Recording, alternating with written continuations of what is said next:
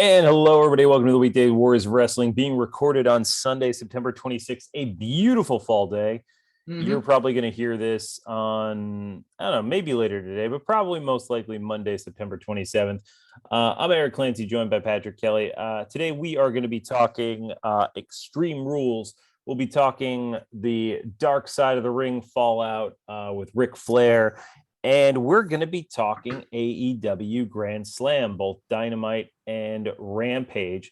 But I kind of want to do a different take on this show because basically everybody has been saying how great this show is and how awesome this show is. And the show was pretty fantastic. I was there. I was at Arthur Ashe Stadium. It was great.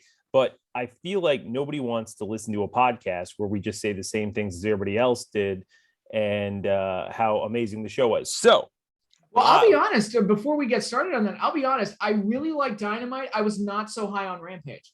So that's okay, we'll get into that. So basically what we're going to do is we're going to talk about some of the things we didn't like from Grand Slam on Dynamite or Rampage. And we'll go through some of those things just, for conversation purposes and because AEW isn't perfect. They don't do everything right all the time. No. So we're going to go back and forth with that.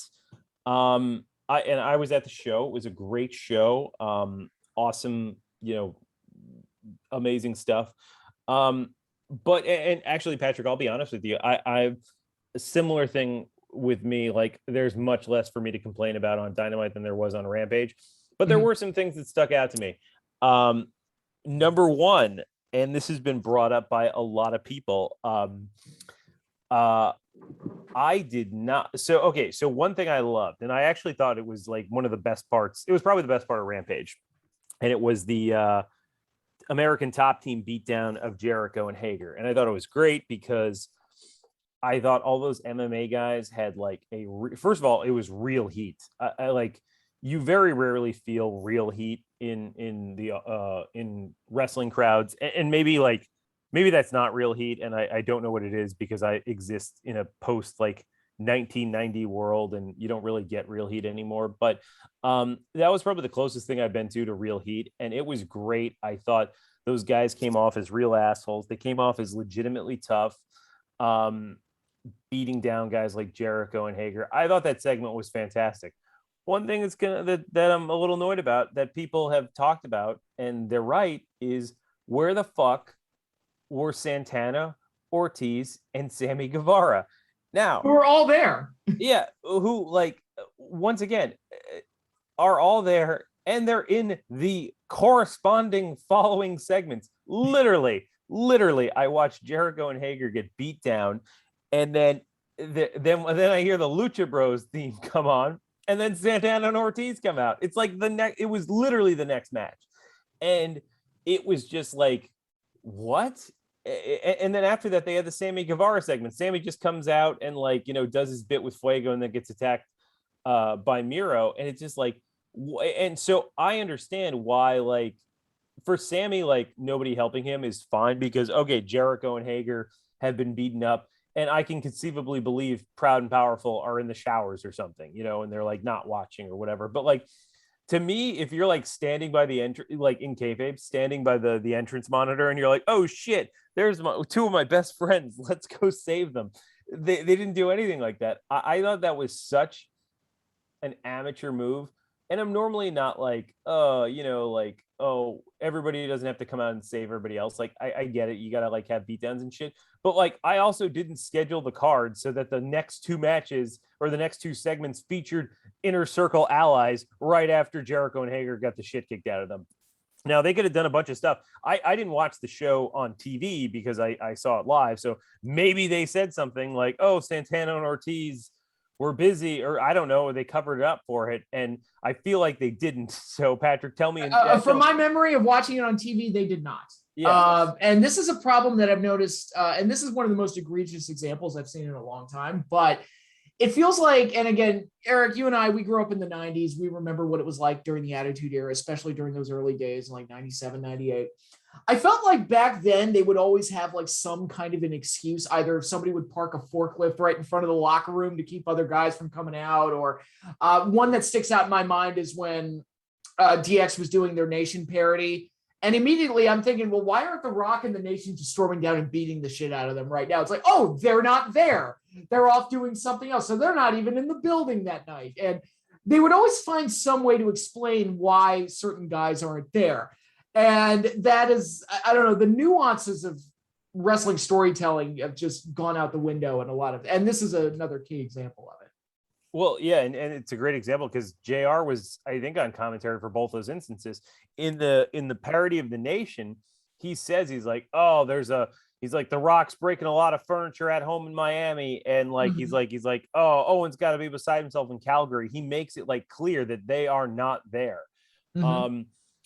Like, and you can do that in a lot of cases, but like, I'm just wondering, like, you're booking, Tony Khan's booking this show, and like, what's going through your mind where you're like, okay, we'll have the Jericho and Hager match, and then they get the shit kicked out of them, then Proud and Powerful comes down. Like what goes through your mind when you're doing that's such a lapse in judgment? I thought it was, I thought it was total bush. I thought, it was just odd, and it took away from what I thought was a great segment. And it's funny because I fought against this idea that like, oh, the Inner Circle needs to be seen together. Somebody like I saw online a while ago, and I got into a discussion with them about it. They were saying, oh, we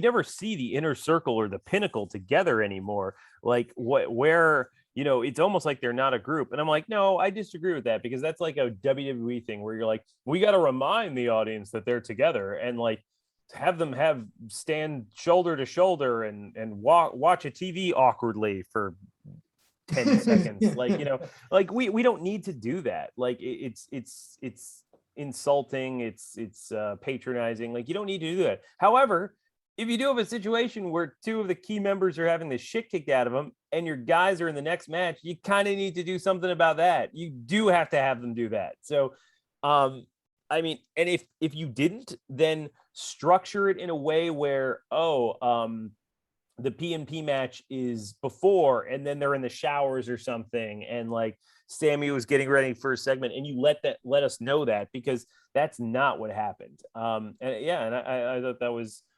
overall pretty unfortunate. Or even do a thing where like they're going out there to help them, but then Sammy gets jumped by fucking Miro or something like that. Yeah. Like, do things like that and kind of interconnect those stories. Yeah, and that's the kind of like laziness I'd expect from WWE, but generally not what I expect from AEW.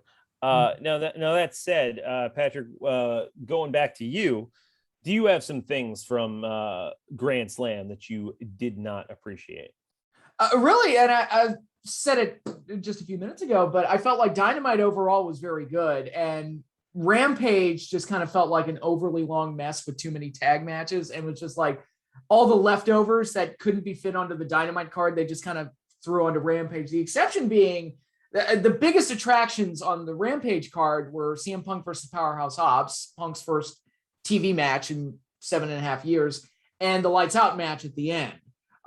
Which the latter was a fun, like kind of hardcore match. It's like, all right, that was fun. I enjoyed that. But I gotta be honest, I didn't think Punk and Hobbs was that good of a match. I don't know if they just didn't click real well. I don't know if Hobbs is still just young and, just showing his greenness a little bit, but I didn't think that match turned out that well. Interesting. I liked it seeing it live. It didn't come across as well on TV. Some of the missed times were a little bit obvious. The main one that I noticed was the top rope Frankensteiner. I didn't notice much beyond that, but one thing I did notice, and I thought this was like fucking stupid, was in the Super Click versus the Jurassic Express Christian match. There was a sequence. Everybody, I think, knows what I'm going to say. I feel like if you watch this match, you know what I'm going to say. There's a sequence where like the Bucks and Christian and like everybody's outside. They're all fighting except for Luchasaurus and Adam Cole. And so they're like, it's just us left. We're gonna punch each other. And they do that like hockey fight thing where they're just wailing on each other. The problem with this is Luchasaurus is a 6'6" man with giant muscles, and Adam Cole's a tiny 5'8" man with no muscles, and they're like equally punching each other, and it looks phony as fucking shit. It looks so bad, and like you could even see it, like people in the front row, like diehard AEW fans, people like me that just like think AEW is the greatest thing since sliced bread. They're just like, it looks so fucking stupid, and it's like, who thought in a punch off that this would be a good idea or make any sense? And you know the worst fucking part? The giant guy who's supposed to be tougher, his punches look worse. Like his punches look terrible. It was just like he was like slightly like massaging his back. It was like, it was such a bad sequence. And it's like it comes from a place of like, this would be cool. I'm like, I bet it would be cool if you had like Wardlow and Luchasaurus, or like Hager and Luchasaurus, or I don't know, something that would make sense where you're like, or Adam Cole and Jungle Boy, guys who are of comparable size. Yeah, that's fine. And they're like going up against each other. I mean, because that's, you got to fucking think about why you're doing this stuff, right? Everything like means something, right? So what's that spot supposed to be? It's like you've got two people, two human beings, right? And they're going to punch each other. And it's like, oh, wow, who's going to succumb to the punches first? Like, that's the question, right? It's like, it's when you have the two giant guys in a battle royal, you're like, oh, who's going to throw who out? Like, that's the question, right? You set up a question and now provide us with the answer. So the problem is, the answer to that question is fucking obvious. The answer is Luchasaurus, or the giant one. Like like Patrick said, it only works if they're of comparable size or like ability or something. And I love Adam Cole. I think Adam Cole's great. But like in a realistic fight, do I think he's gonna blast with Luchasaurus in a slugfest? No. So you've got two scenarios here. Number one, it's just a dumb question because you know who's gonna who the answer is going to be, Luchasaurus. Or two, you suspend all disbelief, you destroy all suspension of disbelief, and Adam Cole wins it. And then you're just like, what the fuck happened? Like, I mean, I always, I reference Shawn Michaels too much on this show, but like, when greatest worker of all time, why would you reference him? Well, I know, but I'm so biased. So, but but if you read his book, which is an okay book, but he'll talk about like working against like Sid and Diesel, and he's like, I structured them. It's not fucking rocket science. I'm not saying like the guy's a genius, but he's like, when I was working Diesel, I had to like knock him down and like break down his legs and stuff because nobody's gonna buy it if I just punched him in the face. Like, once again, that's not like a genius idea, but it's like a fucking normal idea. So I don't know who was putting this match together. Like, you know what we should do? Let's take this like 6'6" guy who's built out of like solid granite, and we're gonna have him fight this tiny little guy.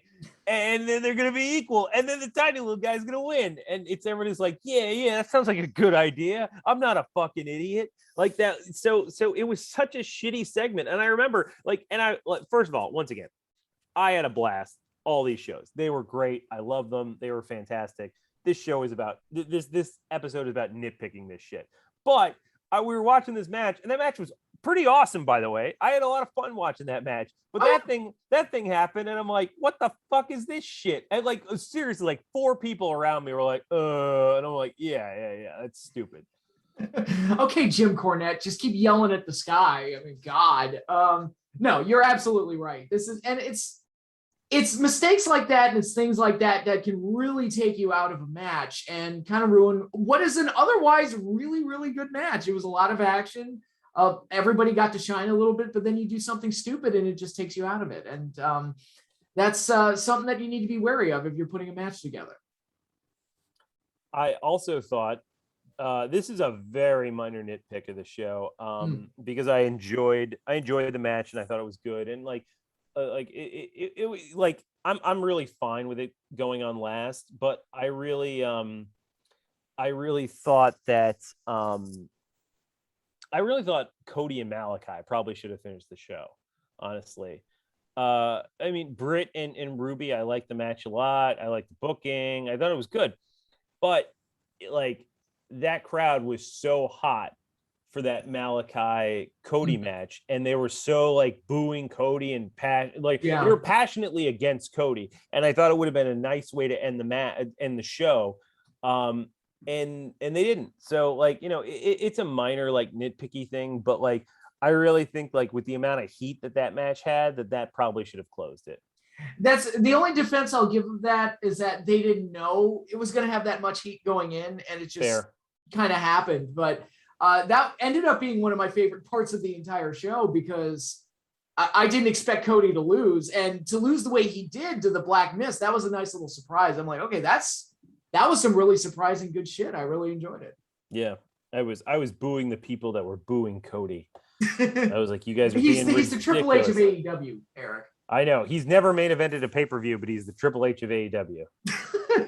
He's literally never been in the last match on a pay-per-view in AEW. He's never won the world title, but it's the same. It's exactly the fucking same thing. It's totally comparable. As opposed to, I'm just a fallible human, and I need to compare things and make it everything the same. Yes, absolutely. Yes. So one thing, this is a total nitpicky thing.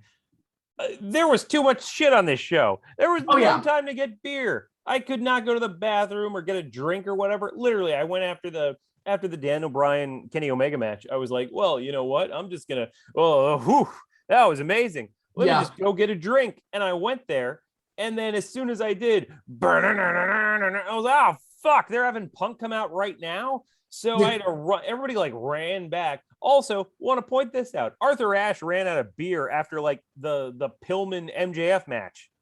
I kid you not. Most places were out of beer at that point. Wow. That's unbelievable. They did not. They know wrestling fans drink, right? I guess they were like, oh, they're all poor and they're coming out from their trailer parks. So they're not going to be able to afford any beer. I think at least 4 beers should be fine. Jesus. Yeah, and that's part of the thing. And I admit, like, when you're working on television, time's a little bit more constrained than when you're on pay-per-view, but I think that whole thing that you're talking about, where it's like every segment needs to be a home run and every match needs to be 5 stars and needs to strive for that. It's okay to have a down match. It's okay to have a popcorn match. I remember back when I was a kid and watching certain pay-per-views, when the Bushwhackers would come out, I would know, okay, I've got 5 minutes to go get a drink or go take a piss. Oh man, even as a kid, you were like, the Bushwhackers are not worth my time. Not so much that. It was more like I knew whatever was happening was not important. And it wasn't me dissing on them necessarily, but it's like, all right, it's not Hogan, it's not Warrior, it's not Savage, it's not any of the tag teams I really, really am invested in. So it wasn't so much a downer on them. It's just their position on the card was always as like a popcorn match. So I knew, all right, now's piss break time. Yeah. And that's okay, especially if you're going to go 3-4 hours. Yeah. And it was like, and we had like Dark ahead of time too. So it was like, oh my God. Big Show wrestled on Dark Elevation. He came out and he beat like 3 people. It was a great Andre segment. Oh, that's cool. Yeah. All right. Did you have anything else you wanted to add to our anything negative?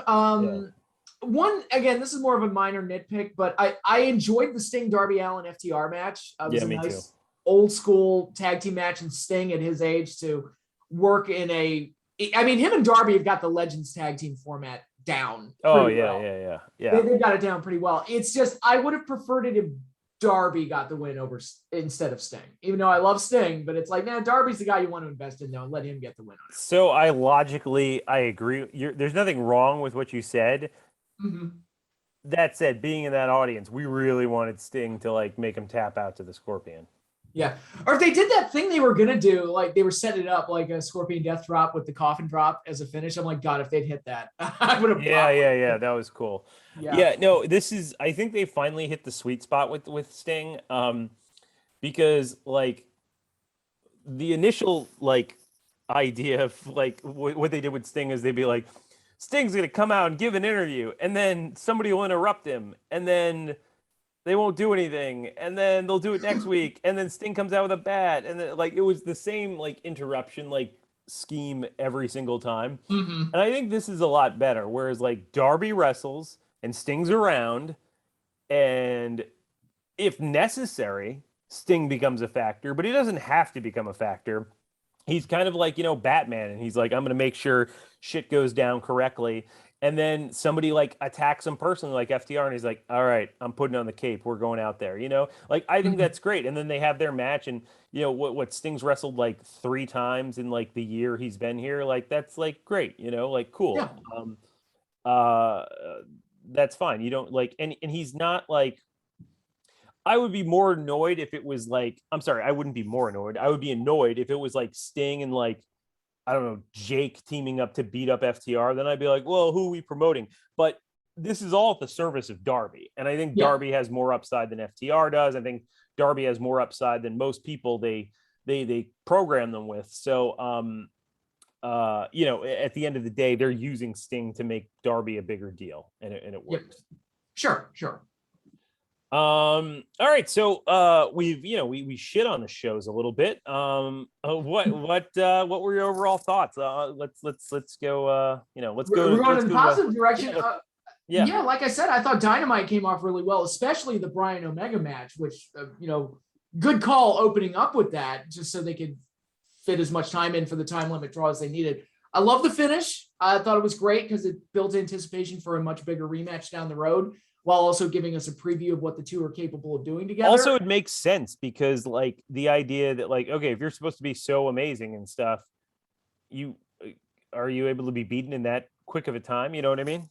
Mm-hmm. Oh yeah, for sure. And I wouldn't be surprised if for the title match that they eventually do, it's like, hey, let's go an hour. And they might do like the first 1 hour draw in AEW history, which, if 2 guys could do it, they're probably the 2 to do it. Yeah.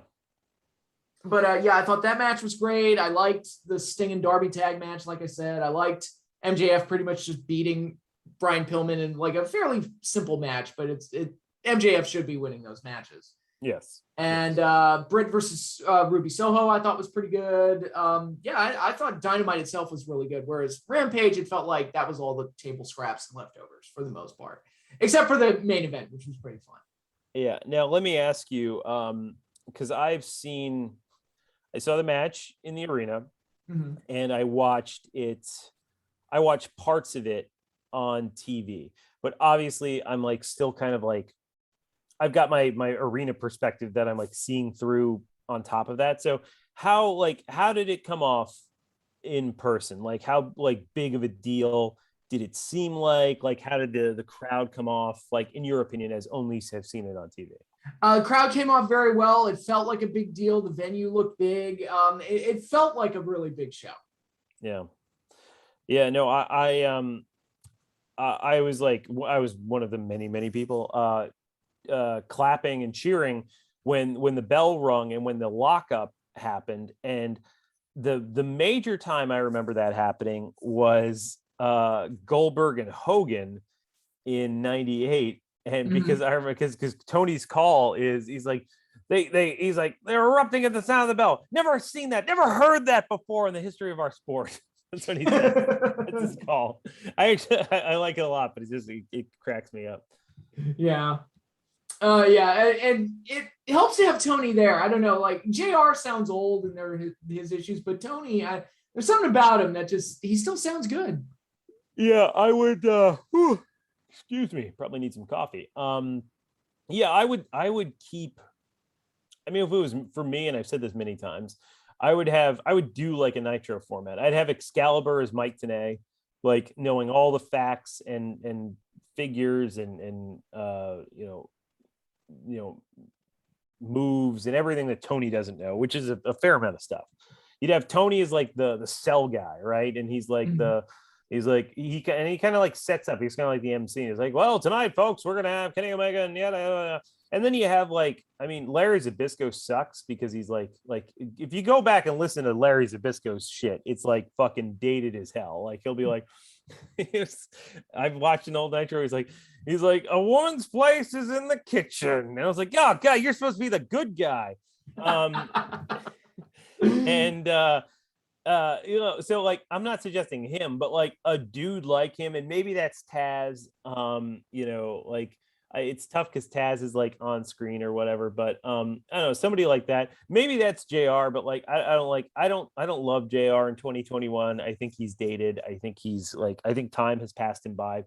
I know that's popular in certain circumstances and unpopular in others. Like people like have strong opinions either way, but like I think he's kind of past it. But yeah, that's what I would do. All right. We got other things to talk to. I don't want to spend all of our time there. Why don't we talk about Dark Side of the Ring, Patrick? Yeah, let's do it. Did anything interesting happen in the first episode of the second half of season 3? Did anything come out of that? I heard a few things may have. Why don't you enlighten us for those of you who have not been paying attention? Well, first of all, I thought the episode on the plane ride from hell was overall very good because I thought it perfectly highlighted the dynamic of what wrestlers were when they were being party animals and what the reaction is to their antics within the wrestling bubble, because we've talked about the wrestling bubble before.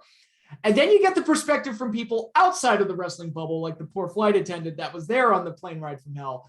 And you definitely see that contrast where what might be fun and games for the boys looks like hell on earth for the other unfortunate souls that come across it. Yeah. And I mean, like there's like people like, I mean, we've all talked about, or heard about like, Tommy Dreamer and being like, oh, hey, like he was an idiot. But like, I mean, like, it's not just like getting offended. Like, listen, I'm with you. Like, I think people get offended way too easily nowadays. But like, I don't know, taking your dick out and like making someone touch it isn't like, oh, I have thin skin. It's like, it's fucking assault, dude. Like it's not like, that'd be like, oh, you know what? I was like, people are too offended these days. Like, I went there and I spit in a kid's face. I just spit in a 5-year-old's face.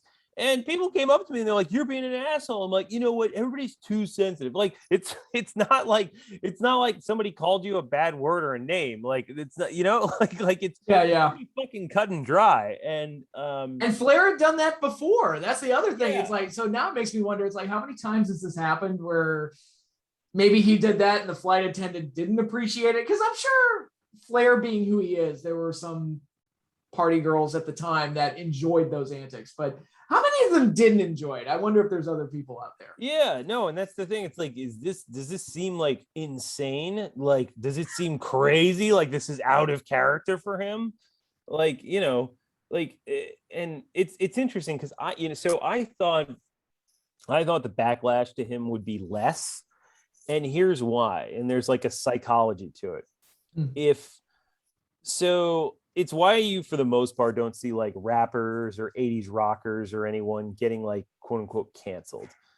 Or like people like Charlie Sheen, who's done like way worse shit than like, say, Louis C.K. Yeah. And the idea behind this is that, well, we always knew what Ric Flair was, or what Motley Crue was, or what, like the public was aware and thus complicit in it. So like, you can't go back and be like, oh, this is offensive to me, because everybody was fine with it the whole time. Whereas if it's a person you didn't know that about, you can kind of, as the public, feign like, oh wow, we had no idea this is not, so you're not culpable in this. So that's why I thought actually nothing would happen to Flair, and I was wrong, and that like that train of thought did not pan out. So I was really surprised, actually, not because like that shit doesn't happen, just because it generally doesn't happen to people like Flair. So, well, yeah, like this particular story and other instances like it, I had known about the helicopter dick and the robe trick. I'd known about it for decades. I mean, it's a thing that's been known. So it's like, it's amazing that just now people are kind of like, wait, that's not right. And I'm like, no, if that stuff like that's not right. Yeah. What's going on? Yeah. I mean, yeah. And like, to a point, you got to remember, like, I mean, I saw this post the other day. They're like, oh, I can't believe CM Punk is wrestling again. It's like I'm reliving my childhood. And I'm like, oh God, yeah, that's right. We've been watching this for a really long time. And there are new people. So it's conceivable that there are new people that, aren't, aware of this kind of stuff. So yeah. That said, Rick is doing a fantastic job on Twitter of just fucking digging a hole like crazy. I mean, he keeps deleting the shit, but he's like, it's like he just keeps doubling down, which I feel like is not the way to do it. I don't know, or I don't know. I feel like it's either accept responsibility or ignore it. Like you don't just like keep going in the other direction. I don't know. Yeah, and according to I haven't seen any of his Twitter responses, but I on the documentary itself, they said that he had denied all allegations, and I'm just like, dude, even the people defending you admit that you did it. Like Tommy Dreamer, in his defense of him, even admitted, like, yeah, he did it, but it's the gag. Yeah. Get over yourself. Yeah. So it's kind of like, dude, why are you denying it? We all know you did it. People on the flight who are defending you said that you did it. So I don't know. Yeah. So and apparently there's and so have you seen the Canyon one? I have. So also gave Flair like a little bit of shit. Yeah. So like I haven't seen that one. So can you like catch me up on it? Okay, so at one point in the Canyon, when they talk about his post WWE career, like 04, 05, and during that period, he was on the Howard Stern show, basically burying the WWE and saying that they fired me because I'm gay and all this other stuff, which I personally don't believe. I think that Canyon was kind of his own worst enemy in a lot of ways, but he was trying to get his name out there doing the whole I'm the first openly gay wrestler, and I think that was kind of the angle that he was pitching. Sure. And then Cena showed up on Howard Stern and said, well, the reason he got fired because he's not very good, which I think is wildly unfair to Canyon, and also wildly like ridiculous to come from Cena, because I remember what he was like back in 04 and 05. Yeah. It wasn't great, even though they pushed him to the moon. And at one point, Flair called in while Canyon was on the Howard Stern show and basically said that all of his problems are his fault. His opportunities come and gone. You were never very good and all this stuff, and basically buried him. And Cena and Flair were basically towing the company line and trying to stick up for the company, but they came off looking like such assholes doing it. Can't you like, so I actually agree with you. And like, and anyone who listens to us knows that I don't like give WWE like outs or anything, but I don't think he was fired because he was gay, but like can't Flair and Cena just have said like like everybody doesn't always like WWE releases a lot of people like that has nothing like to do with their ability. Like WWE releases talented people all the time, and they constantly have. So the idea like he wasn't good enough, I'm like, and fucking like Nathan Jones was, like, come on. That's the other part of that. It's like, dude, I've seen some of the people you've pushed. That's not great. And as someone who was watching WCW during what we'll call Canyon's heyday, and I'm like, no, he was actually pretty innovative, pretty good in the ring. I mean, every time you watched him, he like pulled out a new move, which was really interesting. I thought, was Canyon ever gonna like headline a company and be like their top star? No, but I think he could have like filled out like a supporting role pretty well. And I mean he did I thought he did good stuff in like latter WCW, like the page, the DDP parody stuff. I liked him in the Triad. I liked him when he was doing that like going after Raven thing. Before then eventually he joined Raven for whatever fucking reason, because they were doing terrible stuff. But yeah, I was like, that's fucking rich from John Cena though. That's fantastic. Although I'll throw this out there. I probably an unpopular opinion. I fucking like Glacier and Mortis. People looked at it and said, oh, it's cartoon bullshit wrestling from a few years prior and was dated. It's like, no, when you're watching a show that has like a ton of NWO on it and you see the cruiserweights, I'm like, ooh, the cruiserweights are cool because it's something different.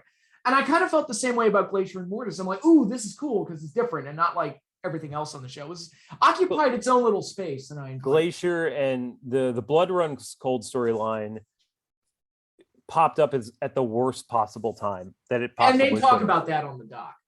I mean, like the second Hall and Nash got there and they're like, we're gonna do this shit, and you're like, oh god, the whole business is gonna change, and it did. And the Blood Runs Cold storyline would have worked in the early 90s. It would have worked in 2014 in a Lucha Underground type setting. I mean, MLW is doing that stuff today. There's like so much stuff. And there's like, I think it's their Is it Bash at the Beach 97 where they have that tag team match and it's fucking awesome?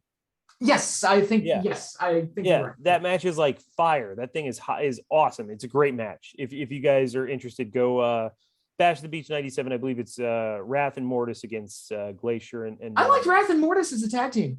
Yeah, they were good. Yeah, Wrath was always a guy where like something fucking always happened to him. Like we're going off on a tangent here. One of our famous WCW tangents. You look at him as Adam Bomb, and you're like, wow, this guy's big, and he probably should be a big deal, but he's also like fucking soft looking. Like his arms are tiny, and they're like the size of my arms, and they shouldn't be. He doesn't look intimidating, and his matches weren't good, and there was so much stuff missing. And then he goes and he gets Wrath. He becomes Wrath, gets that sweet ass torture chamber like gimmick on, and he looks great, and it's like, that's pretty good. And then they don't do anything with him, and then he comes back and he's like roided out his ass, and he looks fucking awesome. He looks like a superstar. And then they're like, yeah, Kevin Nash has got to beat him.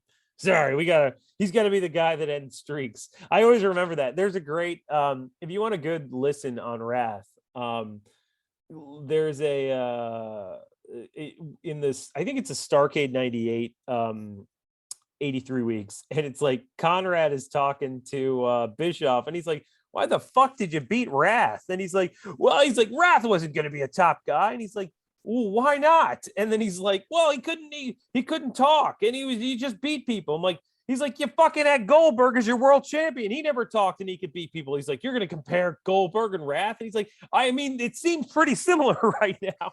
And it's like, I mean, it's not like, I mean, Goldberg's a bigger deal and star than Wrath, and it has a presence that Wrath doesn't have. I will of course agree to that. I think most people will, but it's just like, the dude's like getting over. Why are you second guessing this shit? Like, why is it like, well, I don't know. Yeah, sure, he's getting over. People are getting into him. Seems to be selling a lot of merchandise, but I don't know if it could continue. So let's stop right now.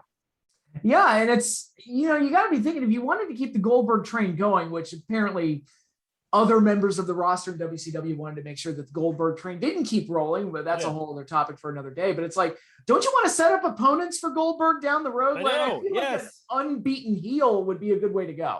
I know. I always love that. Okay, we're going to go on a WCW rant right now. So fast forward, we'll talk about Extreme Rules in a few minutes. That was insane. Like I've ranted on this before, but like he wins it in July and he loses it in December. And I've heard the interviews with Nash. I've heard the Bischoff interviews, and Nash is like, we needed to do something else. They were chanting Goldberg sucks in the arenas. That's what he goes. They were chanting Goldberg sucks. They were chanting Razor and Diesel. First of all, nobody was fucking chanting Razor Diesel. I literally never heard that on a broadcast. Maybe in some fucking weird house show in Bangor, Maine they did, but nobody fucking could hear that on TV, dude. Second of all, yes, they were chanting Goldberg sucks because you had those awful piped in chants where everybody's like, well, I don't want to chant for it now because that shit was so fake and full of shit. And you're like, ugh, I don't want to do that. But like, he was champion for 6 months and they're like, we got to do something else. Like, it's insane to me that like both before and after that, the title reigns were so much longer. Like Kenny's had the title for like almost a year. Roman's had the title for over a year. Like, they do this shit a lot now, and they're like, you can actually just keep it on a guy and it's fine.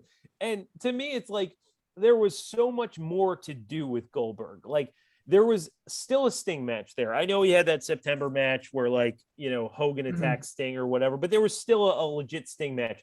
There was a Brett match. There was a Macho Man match. There was a Luger match. Yep. There could have been a Wrath match, as we talked about. You could have built up, theoretically, there was a Jericho match. We know what happened with that. There was another Hogan match. There were so many matches on the fucking table. There was a Steiner match that could happen. There were so many. And they were just like, no, we got to stop it right now. And it's like, what? Right now? Really? It's like, I remember being in that show. I remember being at the show where he lost. It was 98. So I was 13.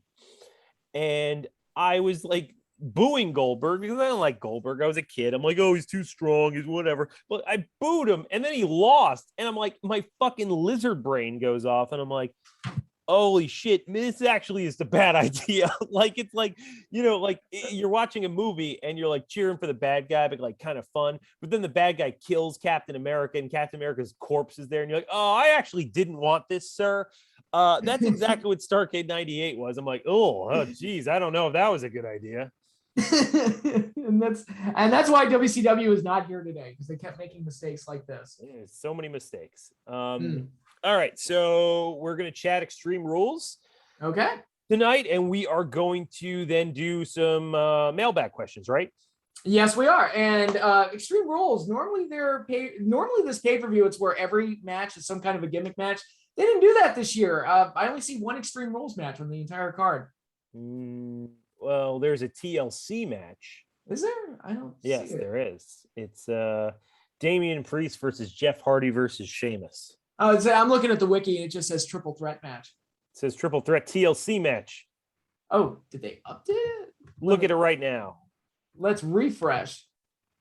Oh, there it is. Yeah, they changed it. Okay. Look at you. Look at you. You don't even know. WCW, I'm missing the good stuff.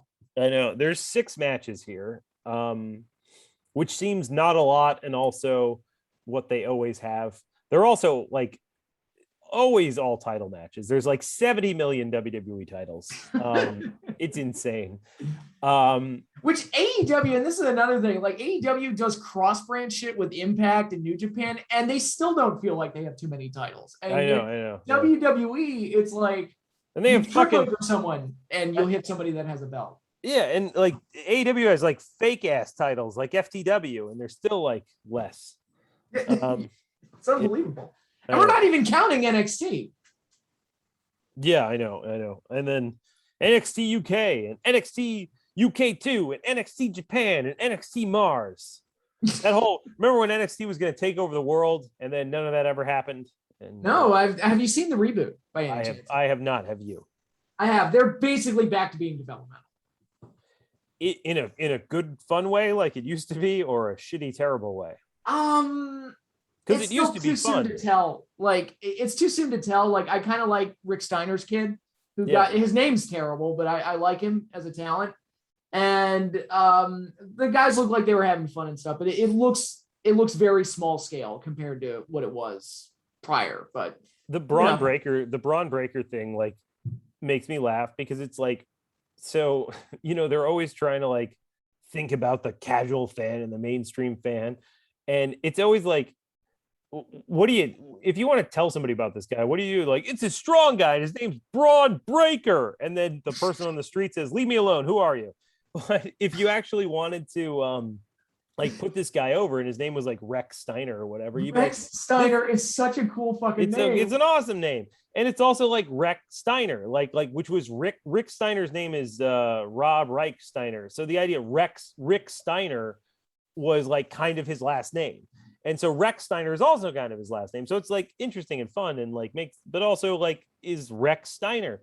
And then you can go, hey, he's the son of the Steiner brothers. I mean, they didn't have sex and then he came out, but you could like say it like that. They'll know what you mean. And then they're like, oh, the Steiner, they have a kid. Oh, check that out. Like it's honestly, when I tell people about AEW, I'll be like, oh, Cody Rhodes is there. That's Dusty Rhodes' kid. And like, they're like, oh, and they make a connection. Like it's why Jungle Boy should be Jungle Jack Perry. I will give Ross that. Like his name should be Jack Perry, not Jungle Boy, because like you can be like, hey, it's Luke Perry's kid and he's awesome and like he's cool and stuff. And they'll be like, oh, cool. Oh, wow. Yeah. So yeah, that's like, I don't know. It's insane to me that they're like Braun Breaker. I'm like, they're gonna be talking about that guy all the time. Hey, you see Braun Breaker, Tom? Oh no, go away. There are Transformers with less stupid names than that. Yeah. And there's literally one named Windbreaker. I'm not kidding. By the way, your Giants are up 14-7 right now. They'll blow it. They'll find some way to blow it. Well, we will see. We will see. All right, so we got 6 matches here. We've got in I would say the big one, maybe this main event's. It's Becky Lynch in her first real pay-per-view match back, defending that women's championship against Bianca Belair. I feel like you're running into a Daniel Bryan, Randy Orton situation where now Becky is like full-blown heel or like tweener at this point. I'll be honest, I don't know. I haven't been. Doesn't matter. It's yeah. So to me, it's like, okay, you have Becky come back and she steals the title from Bianca. So like your end game is probably like Bianca and climbing back up to get to Becky. In a similar way to in 2013 when Randy Orton stole the title from Daniel Bryan, and then the next two pay-per-views were Randy Orton and Daniel Bryan. And it was like, well, how is Daniel Bryan going to crawl back up if he's like, this has happened? So I wonder if that's not the end goal. And maybe, I don't know, maybe you have Becky Lynch and Ronda Rousey or something at WrestleMania. But I don't know. It seems very soon and immediate for this. Yeah. And it's also, you're probably running into that exact same problem that you described. I'm also thinking, if Lynch is the heel, which it sounds like she is that a good use of her character? Because she was the hottest women's wrestler that they had. So it's like, is this like a bit of an Austin 2001 miscasting where it's like, why is this character a heel? No one wanted her to be a heel. Apparently she wanted to do it. And apparently the reasoning was, well, Roman Reigns shook up. I'm like, yeah, but the difference was nobody liked Roman Reigns' face character. So the heel character worked and it's still working. But like, if your face character is working, you should probably just keep whatever alignment works, right? You don't just change it just because, well, that guy did okay. Oh, that's why I brought up Austin in 2001, because I've heard Jim Ross talk about this, where that heel turn was Austin's ideal. And McMahon did it because it's like, well, we owe it to him to give it a try. And it ended up being like one of the worst decisions they've ever done because no one wanted Austin to be a heel. It just didn't make any sense. How do you, so I asked the question, how do you make Stone Cold Steve Austin a heel in 2001? I don't know. Because everything he was like, I know everybody's like, Austin was really a heel. He was a babyface. Yeah, okay, yes, he was a babyface that did things a heelish way. He was still a babyface because the only determiner of being a babyface and a heel is whether the crowd likes you or not, right? So, and your direction against opponents. So, like, what would you do that face Austin didn't do? Because he's like, oh, he's an unpredictable asshole that like attacks people. Like, okay, he was already doing that. And then the things that if you do change, it just makes no sense. Like he's running away from people. Like he generally didn't do that. So like, it just seems out of character. It just seems like you flipped a switch and it's phony, Yeah. Like you're just doing this to get booze as opposed to this making sense for the character. But if you don't do that stuff, then he just gets cheered. So it's like, it's such a bad situation. And I know the idea was like, oh, it'll be like Hulk Hogan. I'm like, but the problem with Hulk Hogan was the problem with comparing that is because Hulk Hogan was getting booed and people were getting tired of him and it wasn't fucking working anymore. With Austin, it was working. And two, Hollywood Hogan is such a dramatic difference from Hulk Hogan. And it also reveals something about Hulk Hogan. It's like the idea was that this is who I was all along. It was all a lie. It was all for the money. Everything was bullshit.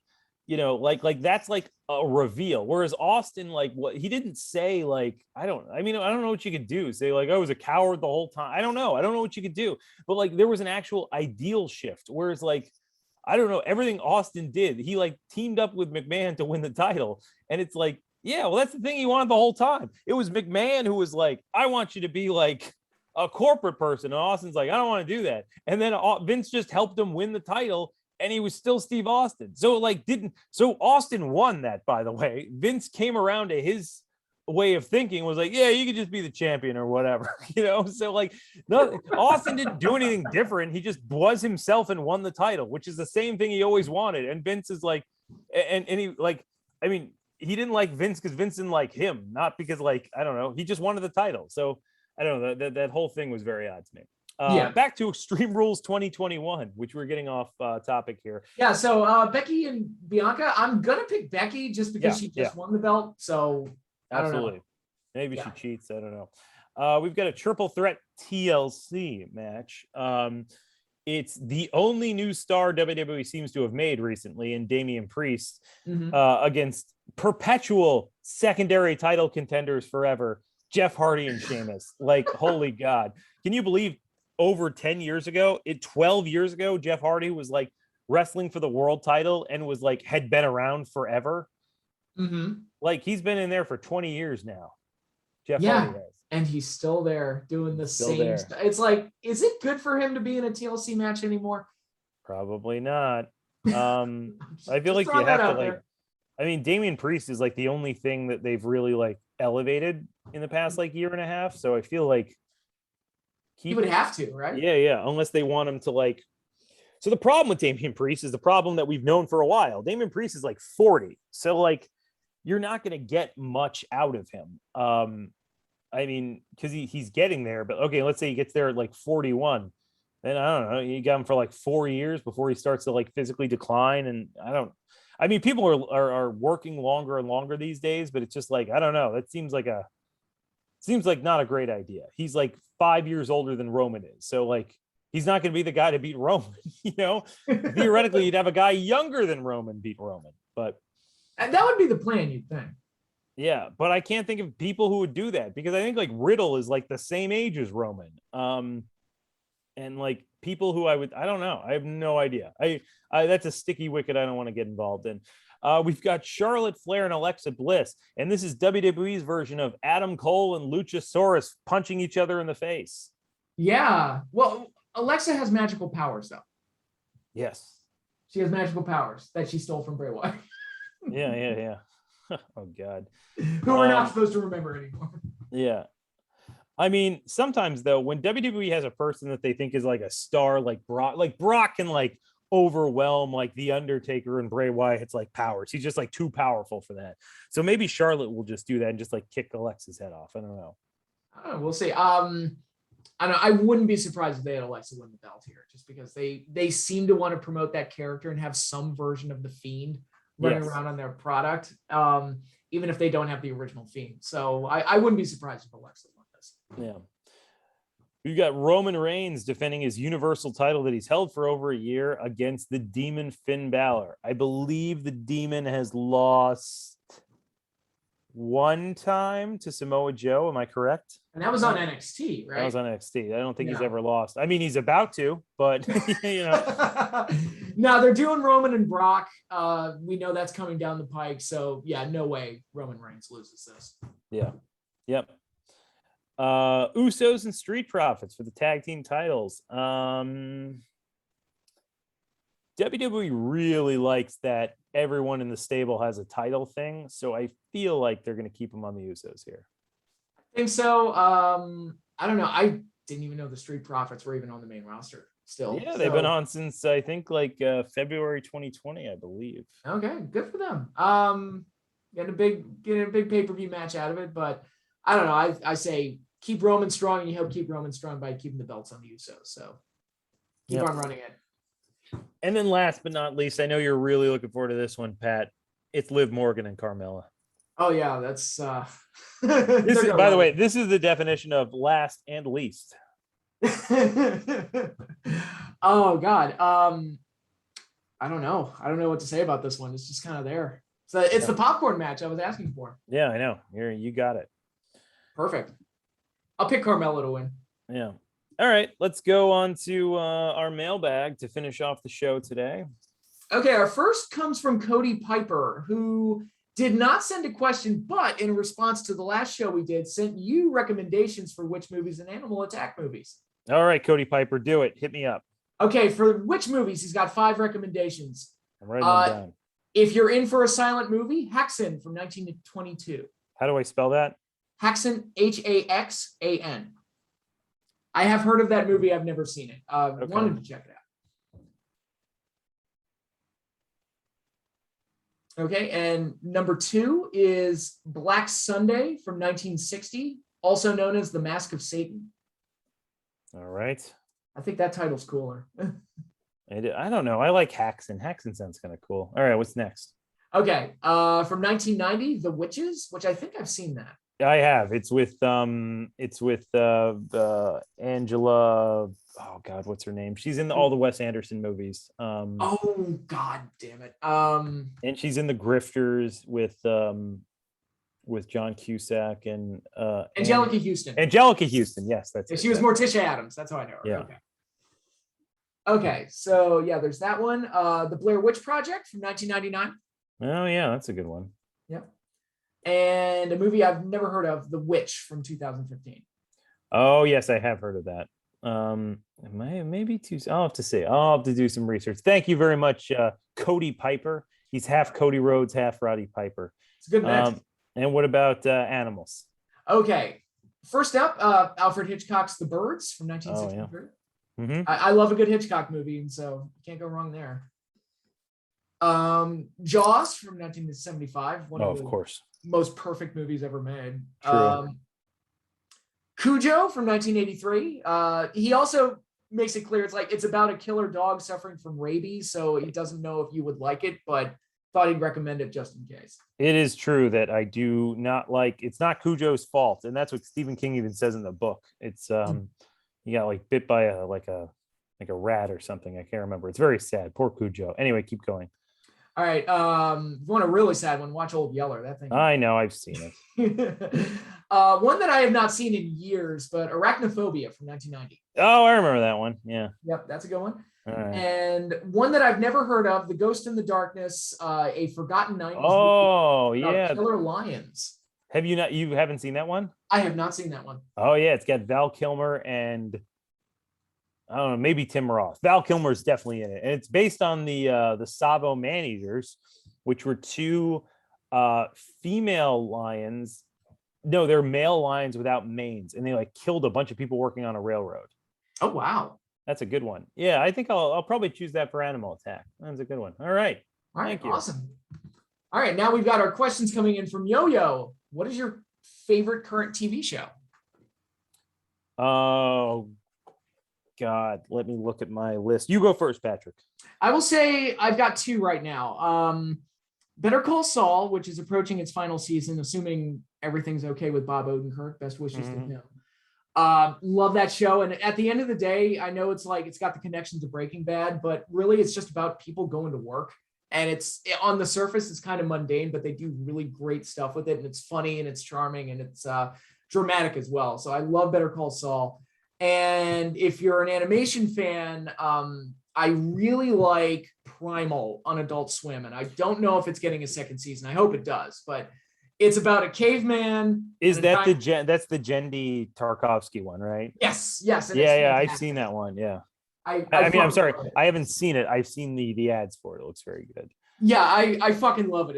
It's the most me thing that's ever been put on TV because it's just a caveman and a dinosaur living in a savage world with all these dinosaurs and monsters that are trying to kill them. And there's no dialogue. It's all visual storytelling. And I think it's the best thing that Jendi Tartakovsky's ever made. And that's saying a lot because I love Samurai Jack. And what about Clone Wars? Also very good, at least visually very, very good. But Primal's his magnum opus, I think. All right. I think I would go with actually at the moment, I'm not watching a ton right now just because time. I would go with either Schitt's Creek or Rick and Morty is probably my top two at this point. I haven't seen the new Rick and Morty season yet, which is weird. I wish they would just put it on HBO Max as soon as it comes on Adult Swim. That'd be nice. Yeah, and I'm like I'm about 4 seasons into Schitt's Creek, so those are both probably the most enjoyable things I'm watching at the moment. Yeah, I will say I did watch the last season of Rick and Morty. The last episode was very good. Okay, good. Yeah, no, I liked the last season had a lot of good stuff. Like the Vat of Acid one is one of my favorites. Also the train one was good. Yeah. All right, cool. What's next? All right, next one from Kama123. Favorite memory of attending a live wrestling event?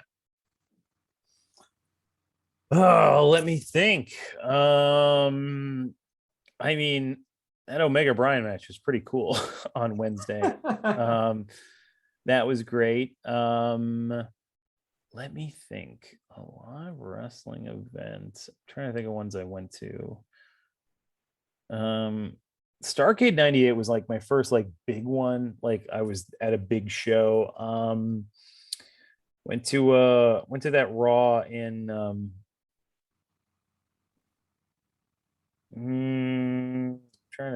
trying to think. What did I to WrestleMania? You know what? I'm gonna go with Omega and Bryan. I can't, well, yeah. Okay, so here we go. I will go with Omega and Bryan, but I will also say that NXT Takeover Brooklyn 1 was fantastic, especially Bayley Sasha, which I thought was like is one of my favorite matches I've ever seen. I think Omega and Bryan probably beat that, but like that was such a great match because I don't think anyone was expecting it to be that good, and it was like by far match of the night. All right, yeah, very cool. I've got two that stick out to me. One was going to WrestleMania 29 with you. That was how we met, and obviously, this is very sad. This is very sad that I that I didn't pick that one and you did. No, but it was also like, hey, I finally got to go to WrestleMania. That's pretty nice. So yeah. Even though the show wasn't the best, it was still like, hey, I got to go to WrestleMania. Check that off the bucket list. And my other one was the first show I attended. This was in 1991, and I was 6 years old. And Andre the Giant was in the babyface's corner. Don't ask me who the babyface was. Don't ask me who the heel was. I don't remember. But Andre the Giant was in the babyface's corner, and it was like amazing to me that I actually got to see Andre the Giant. And he passed away like less than 2 years after that. So it was just at least I got to see him that one. After Hogan slammed him. Yeah. Mm-hmm. What was that in Maryland? It would have been, I'm just guessing, it would have probably been in Landover, Maryland, that venue, if I had to guess. Or it may have been the US Air Arena, or was what once was the US Air Arena, so it would have been in Is that the Inner Harbor one? That's like the it's the Royal Farms Arena that they did Full Gear in. Oh yeah, that's the one I'm thinking of. Yes. Yeah. Okay. Cool. So it might have been there. I'm not, again, my memory's fuzzy. I'm not entirely sure. Can you tell me what I can find that card. What when was it? It was 91, you said? Would have been 91. I remember Rockers versus the Nasty Boys was one of the matches.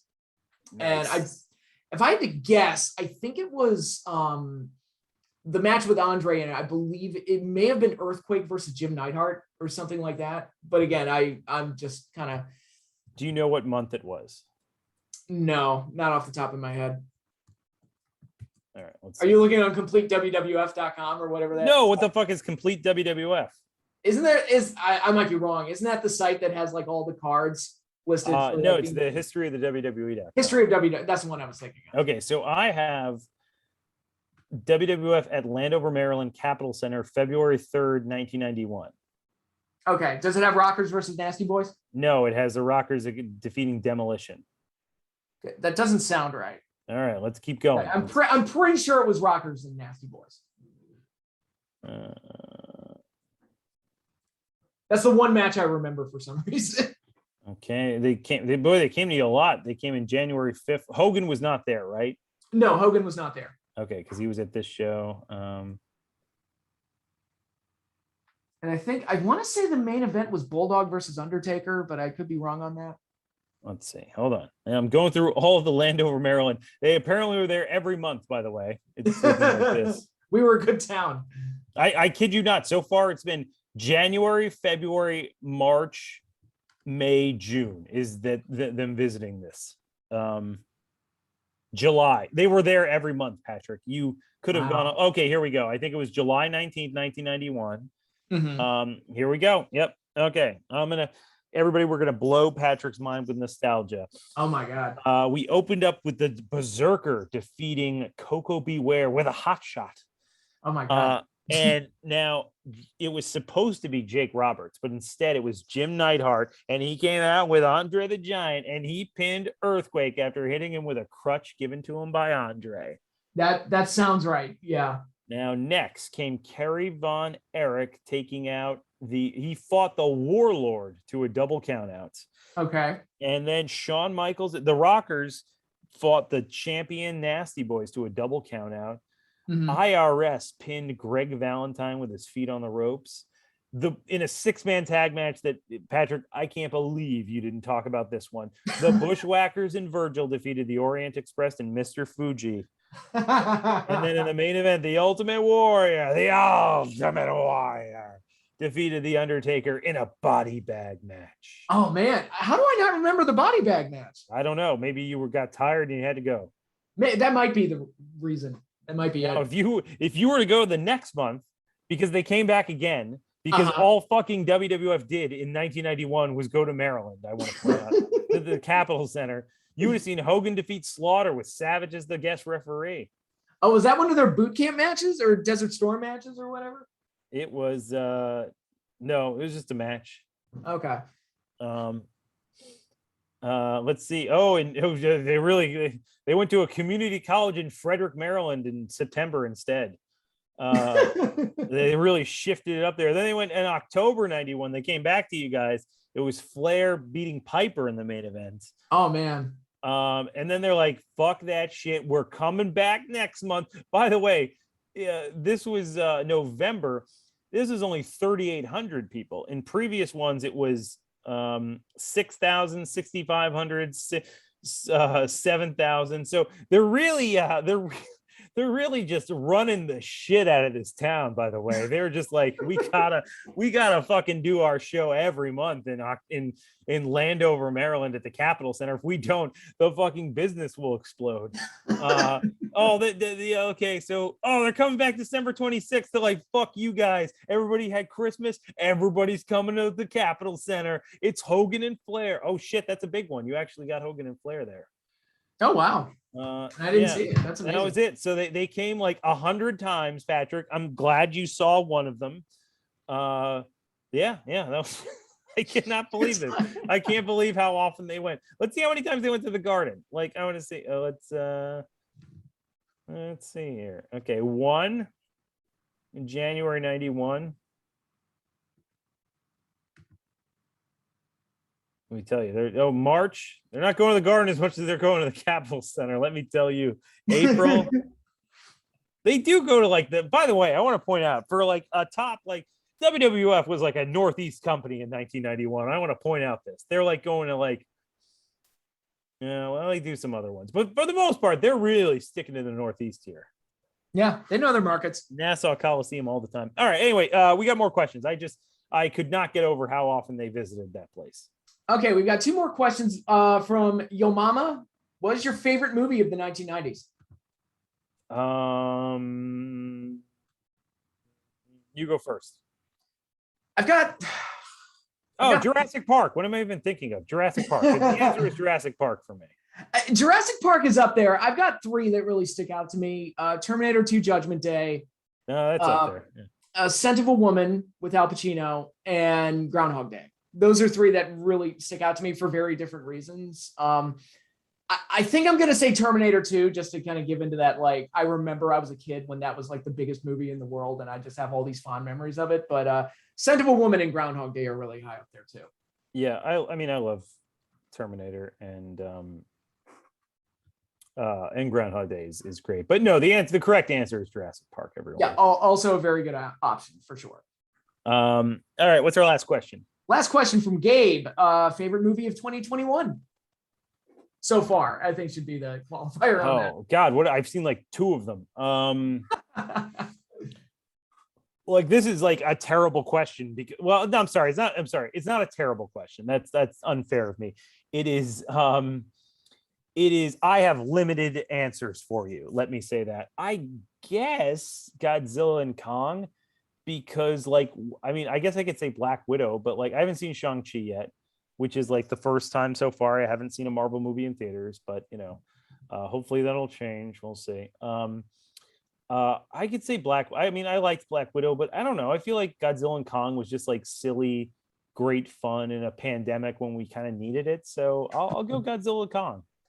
Yeah, Godzilla Kong's high up there for me but removing my fan biases from it, I have seen a few other movies. Pixar's Luca, I highly recommend if you're in for a cute coming of age. I haven't seen it yet. Yeah. Yeah, I highly recommend it. I think it's very cute. And if you're one of the 12 people in this world that has Apple Plus, you can check out Coda. I got access to an early screening online for the film. And I thought it was absolutely wonderful. So again, if you're looking for a nice, down-to-earth, a little bit of drama, a little bit of comedy, coming-of-age story, I think Coda is right up your alley. All right. Well, a lot of movie questions this time. Yeah. We're so knowledgeable about film. That's what we do. I know. All right, cool. Thanks everybody for submitting questions. You can we normally do it like every 2 weeks to give the questions build up time, but Patrick, where can they send their questions if they'd like to ask them? You can send your questions to weekdaywarriors2020@gmail.com. It will be in the description on this video. All right. So I want to thank everybody for joining us today. Remember to like, share, do all that silly stuff that you have to do. But for myself, Eric Clancy, alongside Patrick Kelly, we are signing off.